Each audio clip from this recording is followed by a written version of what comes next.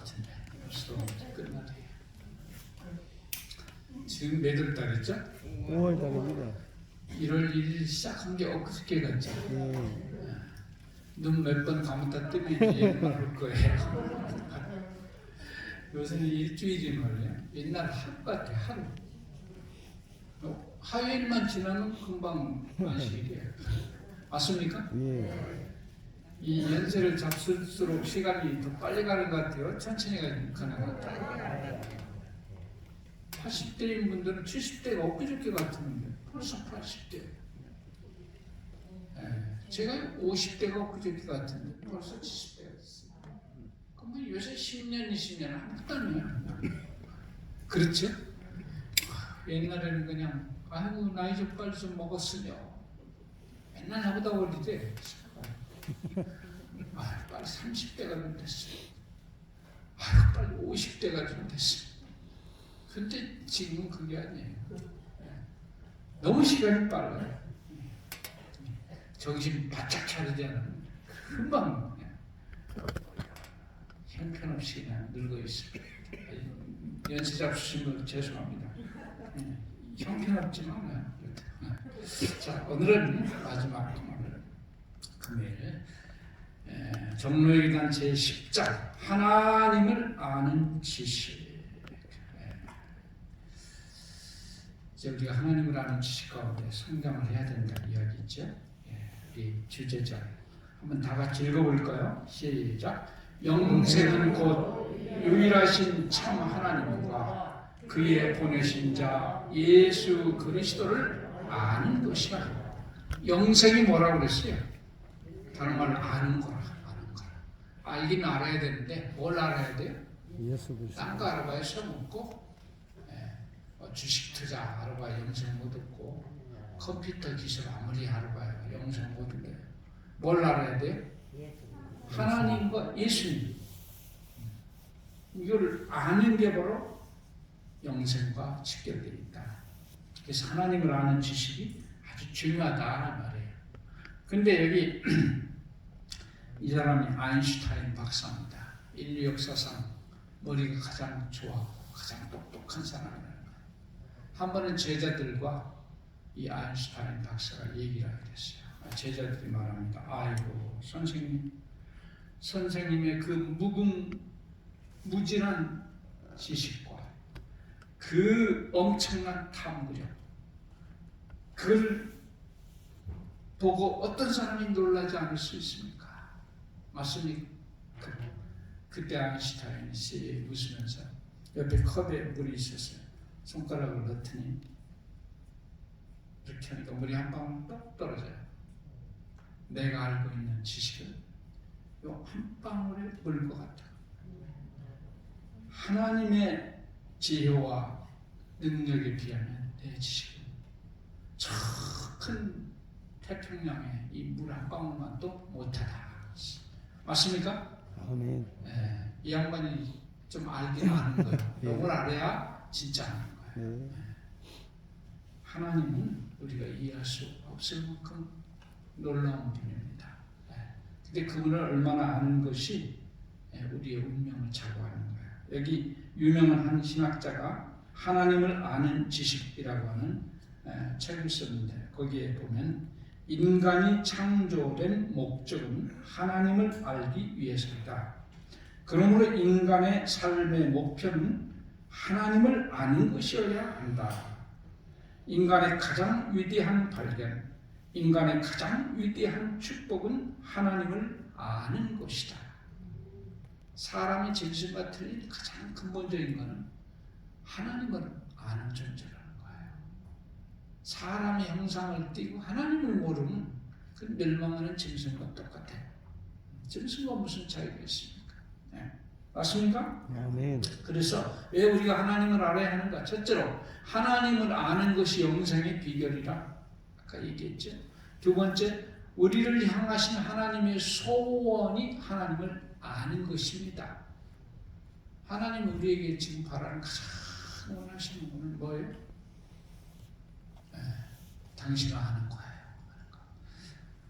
호세아 6장 3절. 그러므로 우리가 여호와를 알자. 힘써 여호와를 알자.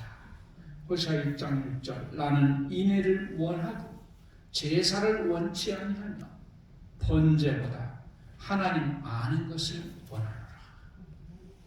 하나님께 드릴 최고의 선물이 번제인데 그거 원치 않는다. 나를 좀 알아라. 하나님의 소원이 바로 하나님 아는 겁니다. 예. 자, 그러면 우리가 하나님을 알기 위해서는 그분께서 우리에게 하시는 말씀을 들어야 합니다. 예. 그래서 이 하나님께서 인간에게 말씀하는 방법이 있어요. 이게 세 가지입니다. 요거를 잘 들을 줄 알아야만이 하나님을 알게 되는 거예요. 첫째로 뭐를 통해서 말씀하시는가요? 천연계를 통해서 말씀하신다. 그래서 천연계, 하나님의 말씀.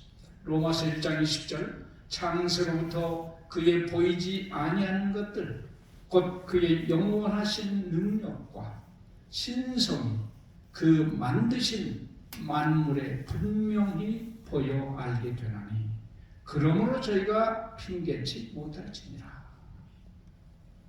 이 핑계치 못한다는 말은 무슨 말인가? 예수님 재림하시에 야 너는 왜 하나님 나 안 믿었냐? 에이 저 목사님 교회 우리 집 방문한 적도 없고요. 저는 전도제 한 장도 못 받았어요. 그래서 제가 하나님을 알 수 있습니까? 이렇게 핑계를 못 댄다는 말이에요. 교회 근처에 못 가봤어도 핑계 안 된다. 왜? 눈만 뜨면 하나님의 신성과 능력이 천연계까지 다 나타났다. 하나님 못 믿는 사람 핑계예요. 다 핑계예요. 에이 목사님 뭐 우리 집 방문한 적도 없다. 이렇게 핑계해봐야 소없어. 근데 어떤 사람은 방문할 일도 싫대. 천연계는 우리의 감각에게 간단 없이 말한다. 열린 마음은 하나님께서 손수 만드신 만물에 나타난 그의 사랑과 영광에 감복될 것이다. 열린 마음. 기울여 듣는 귀는 천연계의 만물을 통하여 오는 하나님의 기별을 들을 수 있으며 이해할 수 있다. 눈만 뜨고 귀만 열고 있으면 하나님의 음성을 들을 수 있다 없다? 있다. 예. 아멘입니까? 아멘. 있죠. 예. 천연계는 인류에 대한 하나님의 사랑을 말해준다. 기본적인 이 자연계는 하나님의 그 사랑을 말해준다. 예. 유명한 말씀이죠. 하나님은 곧 사랑이시라는 문구는 방식 피어나는 봉우리마다 뾰족뾰족 돋아나는 풀상마다 기록되어 있다. 그렇습니까? 아멘. 네. 공중을 즐거운 노래로 충만케 하는 아름다운 새들, 향기를 풍기는 연연하고 고운 꽃들, 잎이 청청하게 무성한 수풀의 교목들, 이 모든 것은 우리 하나님의 인정있고 자부적인 권고와 그 자녀를 행복되게 하시려는 그의 갈망을 증거하는 것이다. 그 아름다운 꽃들, 그 이파리들, 그 천연들은 당신의 피조물을 행복하게 해주는 하나님의 그 갈망을 증거하는 거다. 네. 그걸 읽을 수 있어야 되는 겁니다.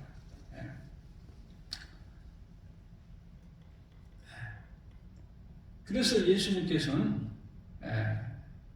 이 땅에서도 교훈을 가르칠 때 많은 비유들을 갖다가 천연계의 사물들과 연결시켜가지고 말씀을 많이 하셨어요. 그렇습니까? 네. 씨 뿌리는 비유, 가르소마 속에 넣은 누룩의 비유, 포도나무와 가지의 비유, 알곡과 가라지의 비유, 전부 다 천연계랑 관계된 것들.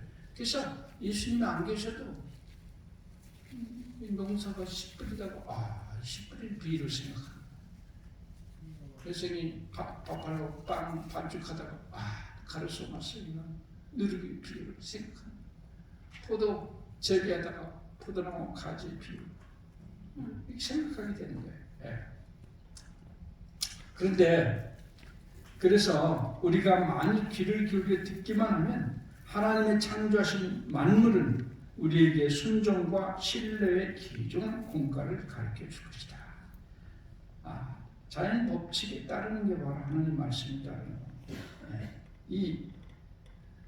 여기 이 광대무변한 공간에 걸려있는 무수한 세계를 붙드시는 하나님은 동시에 아무 두려움 없이 나뭇가지 위에서 노래 부르는 작은 참새의 피로까지도 돌보신다.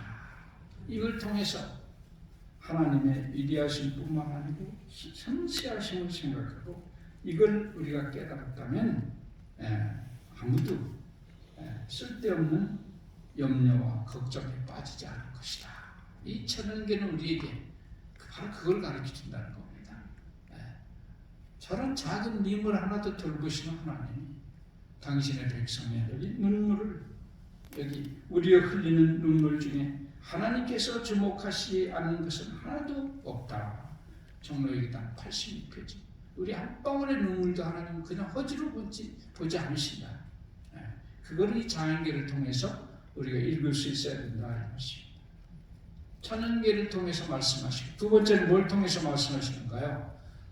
성령의 감화, 성신의 감화를 통해서 말씀하신다. 하나님께서는 당신의 섭리로 되는 일을 통하여 우리는 하나님의 마음에 미치는 성신의 감화를 통하여 우리에게 말씀하신다. 우리는 우리의 사정과 환경 가운데서 또는 날마다 우리의 주위에서 일어나는 변화 가운데서 그것을 깨달으려고 우리 마음을 열기만 하면 귀중한 교훈을 찾을 수 있는 것이다. 우리 이 주위에서 일어나는 그 사람들의 사이나 이런 것들을 통해서 잘 살펴보면 거기에 성령의 감화를 통해 우리가 하나님의 뜻을 알게 된다. 두 번째가 하나님의 음성이 성신의 감화입니다. 그걸 깨달을 수 있어야 돼. 세 번째는 뭘 통해서 할 수 있느냐? 성경을 통해서 우리는 하나님의 뜻을 알 수 있어요. 이 성경에서 우리는 하나님의 품성과 하나님이 좋아하시는 것과 싫어하시는 것과 인류를 상대하시는 방법과 구원의 경륜을 우리는 분명히 알 수가 있습니다. 부조들의 경험을 통해서 어떻게 하면 복을 받고 어떻게 하면 복을 못 받고 이런 것들을 알 수가 있습니다. 그래서 이 유명한 말씀이죠. 너희가 성경에서 영생을 얻는 줄 생각하고 성경을 상고하거니와 이 성경이 곧 내게 대하여 증거하는 것이다. 그러니까 성경을 누구를 증거해요? 예수를 증거하고 예수를 통해서 결국 영생을 얻습니다. 반드시 성경이 시작이에요. 성경을 통해서 누구를 깨달아야 돼요?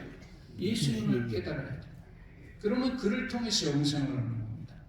그러나 여기 40절에 보면은 그러나 너희가 내게 오기를 원치 아니하였다.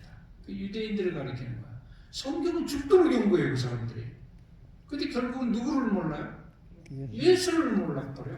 그 다음 단계가 없는 거야. 예수까지 가야 되는데, 여러분 우리가 아무리 성경을 박사들이 깊이 연구하고 뭐 해도 예수를 발견하지 못하면 구원을 못 얻어요. 성경 연구 많이 하는 소설가들이 있어요. 거기 자기 소설의 소재를 찾으라. 근데 그 사람들은 구원 못 받아요. 성경의 스토리는 연구하지만 예수를 만나지 못하면 헛거예요. 그래서 이 점령화, 이게는 점을 찍어가지고 그림을 그린 겁니다. 이게 시원찮은 그림이 아니라 이 점 찍어가지고 이게 뭐 얼마나 시간이 걸렸겠습니까? 이 조그만 점으로. 근데 결국은 그림이잖아요. 그게 성경이 점령화라는 거예요. 스토리가 많이 나와 있어요. 글자로 써가지고. 근데 그 멀리 보면 그림이고 누가 보일까요? 예수님이 딱 보이는 거예요. 예수님. 성경을 읽고 예수님 발견을 못하면 그거는 헛거예요. 디모데후서 3장 19절 성경은 능히 너로 하여금 그리스도 예수 안에 있는 믿음으로 말미암아 구원에 이르는 지혜가 있게 하는. 여기 보니까 성경, 예수, 구원 이렇게 나와요. 성경이 결국은 예수를 알게 하고 예수를 통해서 구원을 받는 거예요. 모든 구원이 똑같이 이렇게 돼 있어요. 여기도 보세요. 요한복음 20장 30절 오직 이것이 성경이죠. 성경을 기록하는 이유는 너희로 예수께서 두 번째가 예수예요. 하나님의 아들 그리스도 예수님을 믿게 하려 하며 또 너희로 믿고 그 이름을 힘입어 결국은 생명 여기는 영원한 생명을 말합니다. 생명을 얻게 하려니라. 모든 관계가 성경이 결국은 그리스도를 제시하고 그리스도를 통해서 영생이 오는 거예요. 성경과 영생 사이에 그리스도가 있는데 이 그리스도를 깨닫지 못하면 영생을 할 수 없어요. 성경의 그 모든 구원의 구조가 그렇게 되어 있어요. 성경을 통해서 예수님을 발견하고 예수님을 통해서 영생을 하게 되어 있다. 예. 그래서 온 마음을 하나님의 말씀으로 채워. 우리 마음을 하나님의 말씀으로 채워. 내가 너희에게 이른 말이 영이요 생명이라. 우리의 몸은 우리가 먹고 마시는 것으로 이루어진다. 물질계에서 그러한 것과 같이 신령계에서도 그러하다. 우리의 영적 활기와 능력을 주는 것은 우리의 묵상하는 것으로 되는 것이다. 우리가 뭘 생각하느냐에 따라서 그렇게 되는 거예요. 이 가솔린이 부족하면 차가 언덕을 못 넘어가요. 악셀을. 그럼 악셀을 쫙 밟으면 바라락 올라가죠. 그 왜 그래? 휘발유가 쫙 들어가니까 힘이 나. 아침에 성경을 읽고 막 믿음이 충만 하루가 막 이 사람의 얼굴이 빛이 나고 활력 있고 인사도 먼저 하고 막 그러니까 어떤 또 비실비실해 있어. 비실비실해. 밤새 텔레비 봤어. 여기 속에 막 어제 막 슬픈 이야기 뭐 텔레비 연속극이 꽉 차 있어.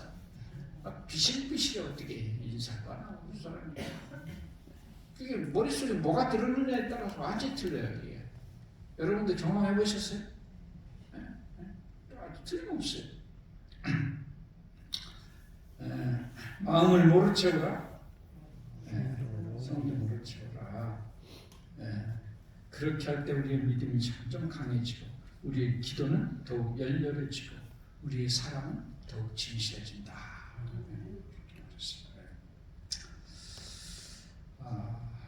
이 성경은요 학자들만을 위한 것이 아닙니다. 우리 대중을 위해서 기록되어 있습니다.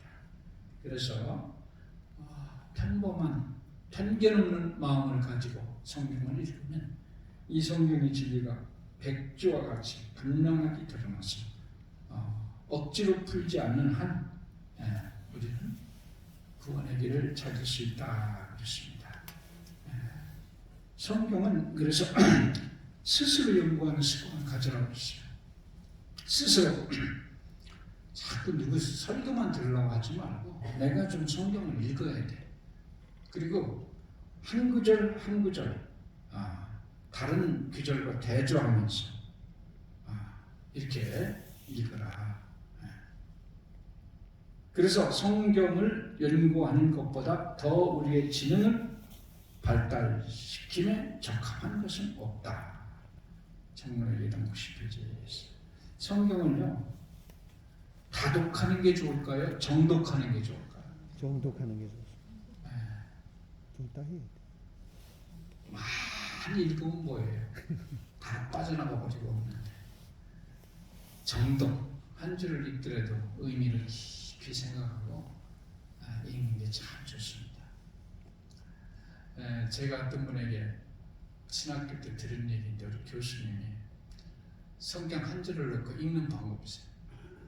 하나님이 세상을 이처럼 사랑하사 독생자를 주셨으니 이는 저를 믿는 자마다 멸망치 않고 영생을 얻게 하려 하시리라. 요걸 이제 포인트를 다 틀리게 되는 하나님이 세상을 이처럼 사랑하사 독생자를 주셨으니 이는 저를 믿는 자마다 멸망치 않고 영생을 얻게 하시리라. 하나님을 생각하는 하나님이 두 번째 세상을 이처럼 세상에 대해서 독생자